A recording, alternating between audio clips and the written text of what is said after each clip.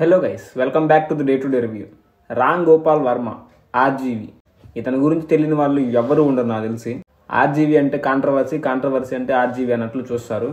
ప్రతిసారి ఏదో ఒక కాంట్రవర్సీతో కానీ ఏదో ఒక ట్వీట్ ద్వారా లేకపోతే ఏదన్నా ఇంటర్వ్యూ ద్వారా అతను మాట్లాడే విధానం కానీ ఒక పాయింట్ని తను చూసే కోణం కానీ ఇవన్నీ చాలా ఇంట్రెస్టింగ్గా ఉంటాయి, చాలా ఇంటెన్సివ్ క్రియేట్ చేస్తాయి. ఆయన గురించి ఫ్రీడమ్ ఆఫ్ స్పీచ్ అని చెప్పేసి ఆయన నచ్చింది మాట్లాడతాడు, నచ్చింది చేస్తాడు. ఏమన్నంటే ఫ్రీడమ్ ఆఫ్ స్పీచ్ అంటాడు. ఇండియాలో ఎవరికి ఫ్రీడమ్ లేదు, నా ఒక్కడికే ఉంది. ఎందుకంటే నేను ఎవరికి నచ్చింది చేయను, నాకు నచ్చింది నేను చేసుకుంటాను, నాకు నచ్చినట్లు నేను ఉంటాను, నాకు నచ్చింది తింటాను, నాకు నచ్చింది తాగుతాను, నాకు నచ్చిన అమ్మాయితో తిరుగుతాను. సో ఇండియాలో నాకు మించిన ఫ్రీడమ్ ఎవరికీ లేదు అన్నట్లయితే ఆయన ఫీల్ అవుతాడు. ఆయన చూస్తే మనకు కూడా అదే అనిపిస్తుంది. కొన్ని రోజుల క్రితం ఒంగోలుకు సంబంధించిన టీడీపీ కార్యకర్తలు అయితే ఆర్జీవి గారి మీద కేసు అయితే పెట్టారు. చంద్రబాబు గారిని, నారా లోకేష్ గారిని, పవన్ కళ్యాణ్ గారి గురించి, కొంతమంది టీడీపీ కార్యకర్తల గురించి ఆయన సినిమాల్లో హేళన చేసినట్లు, కించపరిచినట్లు, మనోభావాలు దెబ్బతిన్నాయి అని చెప్పేసి కేసు అయితే పెట్టారు. దానికి పోలీసులు అయితే చర్యలు అయితే తీసుకున్నారు. ఆర్జీవి గారికి అయితే నోటీసులు పంపించారు, మీరు ఎక్కడున్నా అటెండ్ అవ్వాలని చెప్పేసి. దానికి ఆర్జీవి గారు అయితే నేను ఇప్పుడు రావడం కుదరదు, నేను ఒక షూటింగ్లో ఉన్నాను, ఈ షూటింగ్ అయిపోయినాక వస్తాను. ఒకవేళ నీ షూటింగ్ ఆపేసుకొని వస్తే ఇక్కడ ప్రొడ్యూసర్లకు నష్టం వస్తుంది. సో ప్రొడ్యూసర్లను దృష్టిలో పెట్టుకొని నేనైతే రావడం కుదరదు, ఒక 5 రోజులు గడువు ఇవ్వండి, 5 రోజుల తర్వాత నేను ఏదో రిప్లై ఇస్తానని చెప్తే దానికి పోలీసులు అయితే 5 రోజులు అయితే గడువు అయితే ఇచ్చారు. దాని తర్వాత మళ్ళీ పోలీసులు నోటీసులు పంపిస్తే దానికి ఆర్జీవి గారు ఏమన్నారంటే నేను ఒక కొడైకెనాల్లో ఉన్నాను, ఒక రిసెప్షన్లో ఉన్నాను, ఒక పెళ్లిలో ఉన్నాను, ఒక ఫంక్షన్లో ఉన్నాను, ఒక పార్టీలో ఉన్నాను అని చెప్పేసి దాన్ని వాయిదాలు వేసుకుంటానే వచ్చారు. దానిపైన ఆర్జీవి గారు కూడా రియాక్ట్ అయ్యారు, అంటే ఆ కేసు పైన రియాక్ట్ అయ్యారు.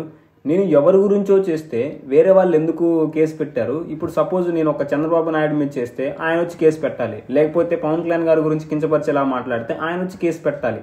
వేరే ఎవరినో అంటే మీకెందుకు మనోభావాలు దెబ్బతింటాయి? ఆ కేసు ఎలా చెల్లుతుంది? అది చెల్లదు కదా. నేను హేళన చేసింది మీ గురించి కాదు, మీ ప్రాంతం వల్ల కాదు, కానీ మీరెందుకు రియాక్ట్ అవుతున్నారు? మీకు ఆ రైట్ లేదని చెప్పేసి ఆర్జీవి గారు అయితే కొంచెం లాజికల్గా మాట్లాడి ఆ కేసుని అయితే డైవర్ట్ చేశారు. అంటే అదొక్కటనే కాదు, ఓన్లీ ఆ సినిమాలో కించపరచడమే కాదు, ట్విట్టర్లో ఒక ట్వీట్ అయితే వేశాడనమాట. నారా చంద్రబాబు నాయుడు గారు, లోకేష్ గారు, పవన్ కళ్యాణ్ గారు వీళ్ళ ముగ్గురు ఫోటోల్ని మార్పు చేసి అంటే లేడీ ఫొటోస్ పెట్టేసి ట్విట్టర్లో ట్వీట్ చేశాడు. సో దానికి చాలా మంది మనోభావాలు దెబ్బతిన్నాయి. అప్పుడు నారా లోకేష్ గారు కూడా ఆయన రెడ్ బుక్లో ఆర్జీవి గారి పేరు అయితే రౌండప్ చేశారంట. అంటే ఆ బుక్లో చాలా మంది నేమ్స్ ఉన్నాయి, బోరబండ అనిల్ కావచ్చు, శ్రీరెడ్డి కావచ్చు, ఆర్జీవి గారు, అంటే వైసీపీ కార్యకర్తల కొంతమంది ప్రముఖుల పేర్లు, అంటే ఈ టీడీపీ నాయకుల్ని హేళన చేసి వల్గర్గా మాట్లాడి ఫ్యామిలీ గురించి ఇట్లా చాలా చండాలంగా మాట్లాడిన వీళ్ళందరి పేర్లు అయితే రౌండప్ చేసుకున్నారంట. అందులో ఆర్జీవి గారి పేరు కూడా ఉంది. అందుకే ఇప్పుడు ఆర్జీవి గారి మీద టార్గెట్ చేశారు. ఇంకా ఆర్జీవి గారి పని అయిపోయింది, ఇంకా జైలుకి వెళ్తాడు, ఇంకా చెప్పకూడే అన్నట్లు చాలా మంది చాలా విధాలుగా మాట్లాడారు. కానీ అది చివరికైతే ఆర్జీవి గారు కొంచెం లాజికల్గా టెక్నికల్గా మాట్లాడి దాన్ని అయితే క్లియర్ చేసుకున్నారు. ఆర్జీవి గారు ఎట్లాంటి కాంట్రవర్సీలు క్రియేట్ చేసేవాళ్ళు అంటే ఒక ప్రాంతం పరంగా కావచ్చు, ఒక పర్సన్ పరంగా కావచ్చు, ఒక ముఠా పరంగా, ఒక గ్రూప్ పరంగా ఈ విధంగానే మాట్లాడేవాళ్ళు. సొసైటీలో ఉన్న లూప్ హోల్స్ని పట్టుకొని ఒక పర్సన్ గురించి కానీ ఒక ఇష్యూ గురించి కానీ మాట్లాడేవారు. అంటే దానిపైన కాంట్రవర్సీగా, అంటే ఆయన మాట్లాడేది కాంట్రవర్సీ అవుతుంది. ఆయన కాంట్రవర్సీ చేయాలని చేయడు, ఆయన ఇష్టం వచ్చినట్టు మాట్లాడతాడు. ఆయన మాట్లాడే కూడా నిజాలే ఉంటాయి, అంటే ఫ్యాక్ట్ అది. అంటే ఆయన మాట్లాడేది నిజాలే, అవి పచ్చి ఫ్యాక్ట్స్. కాకపోతే అవి అందరికీ నచ్చవు కదా, సో అది కాంట్రవర్సీగా అయిపోతుంది. సో ఆయన అలా సోషల్ మీడియాలో వైరల్ అవుతూ ఉంటాడు ఏదో ఒక కాంట్రవర్సీ ఇష్యూలో. కానీ ఇప్పుడు ఒక సినిమా తీయబోతానంట, చాలా పెద్ద సినిమా, పెద్ద ప్రాజెక్ట్ అంట. దాని పేరు వచ్చేసి సిండికేట్. ఇది ఆయన అఫీషియల్గా అనౌన్స్ కూడా చేశాడు. దీంట్లో ఇండియా వైడ్గా కాంట్రవర్సీ క్రియేట్ చేద్దామని ఆయన బలంగా ఫిక్స్ అయ్యాడు. ఇండియా వైడ్ కాంట్రవర్సీ ఏంటంటే ఈ సిండికేట్ అనేది ఇండియాలో ఉన్న పెద్ద పెద్ద గ్యాంగ్స్టర్స్ కానీ ఒక ముఠా కానీ, అంటే ఈ గొడవలు దందాలు వీళ్ళని చేసేవాళ్ళు ఉంటారు కదా, ఇండియా వైడ్గా తను గెలకపోతున్నాడు. ఇప్పుడు ఇండియా మొత్తం మనోభావాలను అయితే దెబ్బతీయబోతున్నాడు ఆయన, అంటే కాంట్రవర్సీగా. సో ఆ సినిమా అయితే చాలా పెద్ద కాంట్రవర్సీ అయితే క్రియేట్ చేయబోతుంది ఖచ్చితంగా. దాంట్లో ఎట్లాంటి అతిశయోక్తి లేదు, ఎందుకంటే ఆయన ఒక రాష్ట్రం పరంగా సినిమాలు తీస్తేనే ఈ విధంగా వైరల్ అవుతాయి, ఈ విధంగా కాంట్రవర్సీ క్రియేట్ చేస్తాయి.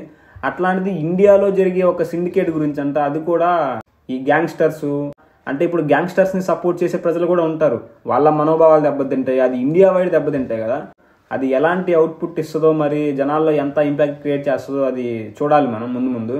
సో ఆర్జీవి గారు ఇప్పుడు జైలుకి ఎందుకు వెళ్ళబోతున్నారు అంటే 2018లో ఆర్జీవి గారికి ఒక చెక్ బౌన్స్ కేసులో అయితే అరెస్ట్ చేశారు. జైల్లో పెట్టలేదు, అరెస్ట్ చేశారు. ముంబైకి సంబంధించిన ఒక వ్యక్తి అయితే ఆ కేసుని అయితే ఫిర్యాదు చేశారు. సో ఆ కేసు మీద ఇప్పుడు ముంబై కోర్టు అయితే తీర్పుని అయితే డిక్లేర్ చేసింది. ఆర్జీవి గారు దోషి, 3 నెలల జైలు శిక్ష పెట్టాలి, అండ్ దాంతోపాటుగా 3,72,000 అయితే జరిమానా కట్టాలి. ఒకవేళ 3,72,000 డబ్బులు కట్టకపోతే ఎక్స్ట్రా ఇంకో 3 నెలలు జైలు శిక్ష అండ్ ఎక్స్ట్రా ఇంకో 3 లక్షల డబ్బులు కూడా కట్టాలని చెప్పేసి కోర్టు అయితే డిక్లేర్ చేసింది. సో దీనికైతే ఆర్జీవి గారు ఏ విధంగా రియాక్ట్ అవుతారో మరి ఇంకా అయితే తెలియలేదు, ఎందుకంటే ఇది నిన్నే డిక్లేర్ చేశారు. ఆర్జీవి గారి తరఫున కూడా కొంతమంది పర్సనల్ లాయర్స్ అయితే ఉంటారు, మరి వాళ్ళు ఎట్లాంటి లూప్ హోల్స్ను వాడుకుంటారు, ఎట్లాంటి లాజికల్గా టెక్నికల్గా యూజ్ చేస్తారు వాళ్ళ మైండ్ సెట్ని. ఆ లాయర్స్ కంటే ఆర్జీవి గారే ఎక్కువ లాజికల్గా మాట్లాడతారు, కాకపోతే చట్టాన్ని కూడా బేస్ చేసుకుని మాట్లాడాలి కాబట్టి ఆ లాయర్స్ని సపోర్ట్ అయితే తీసుకుంటారు. సో ఆర్జీవి గారికి సంబంధించిన పర్సనల్ లాయర్స్ ఏ విధంగా మాట్లాడుకొని ఈ కేసుని ఎలా సాల్వ్ చేస్తారు, మరి జైలుకి వెళ్తారా లేదా, డబ్బులు కడతారా లేదా, కడితే డబ్బులు కడతాడేమో, డబ్బులు అయితే ఆయనకి పెద్ద లెక్కేం కాదు, కాకపోతే 3 నెలలు జైలు శిక్ష అనేది ఆయన ఫ్రీడమ్ లైఫ్ని స్పాయిలర్ చేస్తుంది కదా. 3 నెలలు ఆయన 3 నిమిషాలు కూడా వేరే వాళ్ళకి నచ్చినట్టు బతకడు, అట్లాంటిది ఇప్పుడు 3 నెలలు జైల్లో ఉండాలి అంటే ఇంకా అట్లాంటి మెంటాలిటీ కూడా ఆయనకు రాదు. మరి అసలు సూసైడ్ చేసుకుంటాడో ఏందో అని అన్నట్లయితే అనిపిస్తుంది నా మైండ్కి అయితే. సో ఆర్జీవి గారు అయితే ముంబై కోర్టు ఇచ్చిన తీర్పు పైన ఏ విధంగా రియాక్ట్ అవ్వబోతున్నారో చూడాలి. దోషిని అయితే డిక్లేర్ చేశారు, దోషి అని. సో దోషి అనే మాటలు అయితే ఆర్జీవి గారు పట్టించుకోరు. దోషి అనే కాదు, నువ్వు ఎంత పెద్ద మాటలైనా కానీ ఎంత పెద్ద బ్లేమ్ వేసినా కానీ ఆయన అసలు పట్టించుకోరు. ఆయనకి మాటలు అనేవి మాటల్లానే ఉంటాయి తప్ప గుండెలకు గుచ్చేస్తాయి, ఈపుకు తగులుతున్నాయి, ఇట్లాంటి అయితే ఆయనకి ఏమి ఉండవు. మరి కాకపోతే 3 నెలల జైలు శిక్ష అనేది పెద్ద ఇష్యూ ఆయనకి. అంటే ఇంకా చెప్పాను కదా, ఆయన సూసైడ్ అని చేసుకుంటాడులే కానీ 3 నిమిషాలు కూడా ఆయన నచ్చినట్లయితే బతకడు కదా, అట్లాంటి మెంటాలిటీ. చూడాలి మరి ముంబై కోర్టు ఇచ్చిన తీర్పు పైన ఏ విధంగా రియాక్ట్ అవుతారో, ఏ విధంగా డిఫెన్స్ చేసుకుంటారో, మరి అటాక్ చేస్తారో చూడాలి. ఇప్పటివరకు వీడియో చూసినందుకు నిజంగా థ్యాంక్ యూ సో మచ్ అండి. ఆర్జీవి గారి పైన మీ అభిప్రాయం ఏందో ఖచ్చితంగా కామెంట్ చేసి, నా వీడియో ఒక లైక్ చేసి, నా ఛానల్ సబ్స్క్రైబ్ చేసుకున్నాను కొంచెం ఎంకరేజ్ చేస్తారని మనస్ఫూర్తిగా కోరుకుంటున్నాను. నెక్స్ట్ వీడియోలో మళ్ళీ కలుద్దాం. బాయ్.